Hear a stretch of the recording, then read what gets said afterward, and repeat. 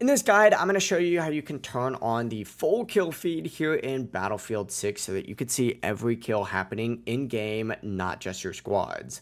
Before we do dive into this guide, make sure to like the video and subscribe to the channel with all notifications on. It really does help the channel. Lets us know that you want more content like this. We'd greatly appreciate it. And if at any point throughout this guide you do have any questions, just ask them down in the comment section below and we can help you out further. I'm going to be doing my best to reply to every single comment down there. But by default, here in Battlefield 6, it's only going to show nearby or squad kills, but here's how you can fix that. Go ahead and go over to the settings tab. You can either go into the options section first and then go into settings, but essentially you just need to get on the settings tab and then go into your graphic settings, just like so, and then find on this section the interface and HUD section, which you're going to have to scroll down a little bit in order to go ahead and find. There's going to be an option in here for advanced HUD settings. Go ahead and open that up and you're going to see a whole kill feed section right here. Change it from squad and nearby to all, just like so. And once that's done, your kill feed is going to display every single player's eliminations across the match, just like in the older Battlefield games.